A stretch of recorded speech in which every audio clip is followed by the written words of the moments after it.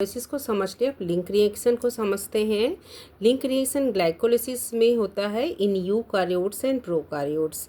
सो prokaryotes में क्या है, ये साइटोप्लाज्म में होता है क्योंकि इसके पास माइटोकॉन्ड्रिया नहीं है। ये कन्वर्ट करता है ग्लाइकोलिसिस के से जाता है, ब्रिज करता है ग्लाइकोलिसिस को और pyruvic citric acid Krebs cycle के बीच का ये साइकिल, इसलिए इसको लिंक रिएक्शन कहते हैं। जिसमें मिलता क्या है, इस प्रोड्यूस करता है NADH2 इस लिंक रिएक्शन में और वो फिर कैरी करता है इलेक्ट्रॉन्स को इलेक्ट्रॉन ट्रांसपोर्ट चेन में, फिर फर्दर ATP प्रोडक्शन होता है और इस प्रोसेस में रिलीज होता है CO2 ड्यूरिंग रेस्पिरेशन। जो हम जानते हैं कि ये यूनिवर्सल प्रोसेस है, एरोबिक रेस्पिरेशन में CO2 रिलीज होता है।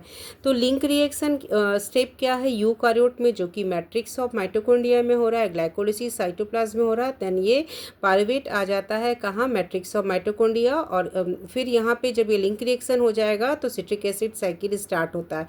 तो इन दोनों के बीच ये ब्रिज कर रहा है, तो इसको ब्रिज रिएक्शन बिटवीन ग्लाइकोलिसिस और सिट्रिक एसिड और TCA साइकिल और क्रेब्स साइकिल कहते हैं। तो इसमें पायरुवेट क्या है, ट्रांसपोर्ट हो रहा है mitochondrial matrix in eukaryote and cytoplasm in prokaryote, क्योंकि उसके पास माइटोकॉन्ड्रिया है नहीं, प्रोकार्योट के पास माइटोकॉन्ड्रिया नहीं है। तो पायरुवेट का क्या हो जाता है, पायरुवेट ये इक्वेशन है, पायरुवेट का क्या हो जाता है, पायरुवेट का डीकार्बोजाइलेशन हो जाता है, means release of carbon dioxide होता है इस प्रोसेस में और कोएंजाइम में एसोसिएटेड होता है, जिसकी मिथिलेशन होता है, फॉर्म करता है एसिटाइल कोएंजाइम में।